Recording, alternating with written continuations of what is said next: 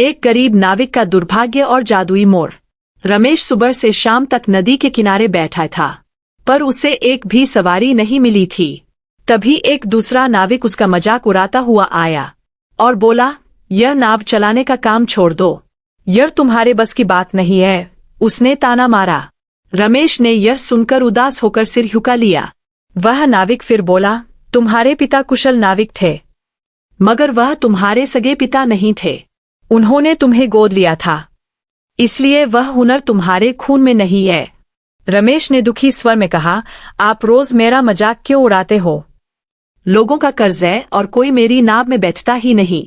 इतना कहकर रमेश ने नाव को रस्सी से बांधा और चुपचाप अपने घर की ओर चल दिया। घर पहुंचते ही उसकी पत्नी लक्ष्मी ने पूछा, क्या आज भी कुछ कमाई हुई या नहीं, या फिर आज भी खाली हाथ ही लौट आए हो? रमेश ने उदास होकर सारी बात बताई। रमेश बोला, सुबह से शाम तक किनारे बैठा रहा, एक भी सवारी नहीं मिली। ऐसा लगता है मेरी नाव पर कोई अपशकुन छा गया है। लक्ष्मी गुस्से में बोली, गांव के सरपंच आए थे, उन्होंने कर्ज न चुकाने पर धमकी दी, हमारी इज्जत मिट्टी में मिला देंगे, उसने कहा। रमेश ने निराश होकर कहा, शायद यह काम छोड़ दूं, लेकिन मुझे कोई और हुनर आता ही नहीं। रमेश के चेहरे की मायूसी देखकर लक्ष्मी का गुस्सा ठंडा हो गया। उसने नरम स्वर में कहा, मैं जानती हूं आप उलझे हुए हैं, मुझे आप पर पूरा भरोसा है, एक दिन आपकी मेहनत रंग लाएगी। लक्ष्मी की बातें सुनकर रमेश के दिल में एक नई हिम्मत जाग उठी, मानो मायूसी के अंधेरों में रोशनी की एक किरण उतर आई हो। अगली सुबह वह फिर नाव लेकर नदी किनारे बैठ गया। उम्मीद भरी नजरों से इधर उधर देखने लगा। दोपहर ढलने तक भी कोई सवारी नहीं आई। तभी अचानक एक साधु महाराज वहां आए। उन्होंने रमेश से पूछा, क्या तुम मुझे रामपुर के जंगल तक ले जाओगे? रमेश ने डरते हुए कहा, वह जंगल तो बहुत विचित्र और खतरनाक है। साधु बोले, वह जंगल हम जैसे साधुओं के लिए खतरनाक नहीं है। रमेश ने कहा, ठीक है, मैं आपको ले चलता हूँ। साधु ने कहा, मेरे पास तुम्हें देने के लिए कुछ नहीं है। रमेश ने उत्तर दिया, मुझे धन दौलत नहीं चाहिए, बस आप बैठ जाइए, उसने कहा। साधु नाव में बैठ गया और रमेश ने चप्पू चलाना शुरू किया। कुछ देर बाद उसने साधु को जंगल के किनारे उतार दिया। नाव से उतरने के बाद साधु ने रहस्यमय अंदाज में कहा। साधु बोले, मैं तुम्हें पहचानता हूँ, तुम हर दिन बेचैन रहते हो। तुमने आज मेरा साथ बिना किसी लालच के दिया। अपने आप को कभी मामूली मत समझो, तुम कोई साधारण व्यक्ति नहीं हो। यह सच्चाई तुम्हें बहुत जल्द पता चल जाएगी। यह कहकर साधु जंगल के अंदर चला गया। रमेश हैरान खड़ा सोचता रहा। तभी उसे किसी के चिल्लाने की आवाज सुनाई दी। बचाओ, कोई बचाओ, आवाज आ रही थी। वह आवाज पास की एक गुफा से आ रही थी। रमेश ने सोचा, शायद यह कोई राक्षस का जाल है, मुझे यहाँ से तुरंत निकलना चाहिए। लेकिन जब उसने फिर से मदद की पुकार सुनी, तो उसके दिल में दया उमड़ आई। उसने सोचा, शायद कोई मुसीबत में फंसा है, मदद न करना इंसानियत के खिलाफ होगा। यह सोचकर वह गुफा की ओर चल पड़ा। अंदर जाकर उसने देखा एक बिल्ली पिंजरे में कैद थी। बिल्ली इंसानी आवाज में बोली, मुझे इस पिंजरे से बाहर निकालो। रमेश कौंक गया, बिल्ली इंसानी आवाज में कैसे बोल सकती है? तुम जरूर कोई राक्षस या चुड़ैल हो, उसने डरते हुए कहा। बिल्ली ने कहा, नहीं, मैं एक असली बिल्ली हूँ, लेकिन मैं अभी सब कुछ नहीं बता सकती, पहले मुझे आजाद कराओ, उसने विनती की। रमेश ने कहा, मुझे तुम पर विश्वास नहीं हो रहा, मैं यहाँ से जा रहा हूँ। तभी बिल्ली ने कहा, तुम जो समझते हो वह तुम हो ही नहीं, तुम कोई आम इंसान नहीं हो। यह सुनकर रमेश रुक गया। उसे साधु की बात याद आई। उसने सोचा, आखिर दोनों एक ही बात क्यों कह रहे हैं? रमेश ने बिल्ली से पूछा, अगर तुम सब जानते हो तो बताओ मैं कौन हूँ?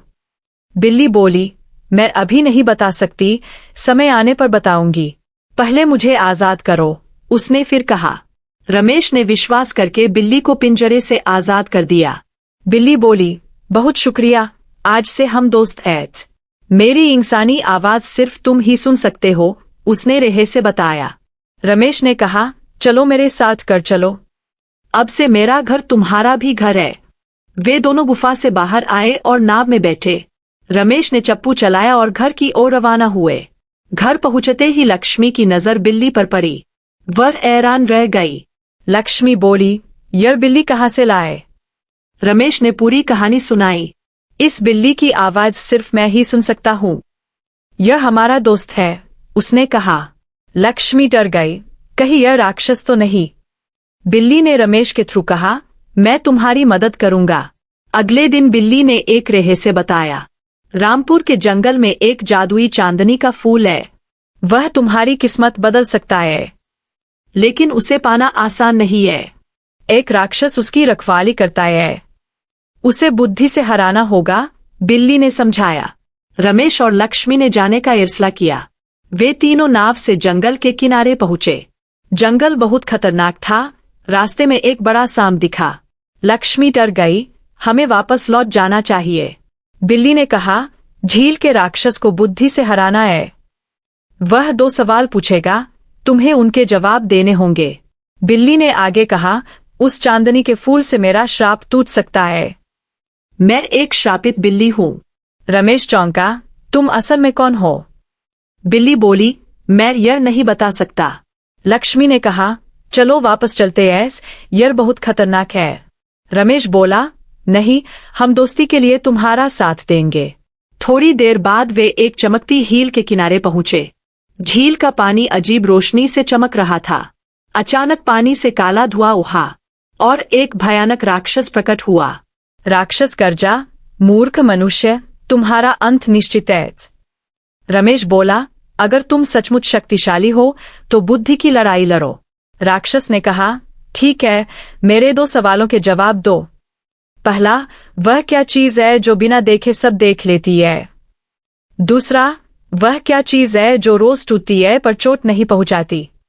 अगर जवाब सही दिए तो फूल ले जाना, नहीं तो तुम्हारी जान ले लूंगा, राक्षस ने चुनौती दी। रमेश ने कुछ पल सोचा, फिर उत्तर दिया। पहले सवाल का जवाब है दिमाग और दूसरे सवाल का जवाब है सुबह। राक्षस हैरान रह गया, तुम सचमुच बहुत बुद्धिमान हो। आज तक कोई यह उत्तर नहीं दे पाया।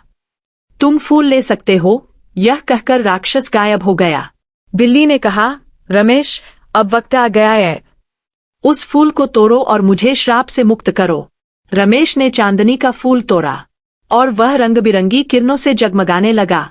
रमेश ने कहा, मैं चाहता हूं यह बिल्ली अपने असली रूप में आ जाए। तुरंत बिल्ली एक सुंदर राजकुमार में बदल गई। राजकुमार ने रमेश को गले लगाया और कहा, बहुत शुक्रिया भावया, मुझे यकीन था तुम आओगे। रमेश चौंका, आप एक राजकुमार हैं, मैं आपका भाई कैसे? तभी वह साधु वहां प्रकट हुआ और बोला, मैंने कहा था तुम कोई आम इंसान नहीं हो।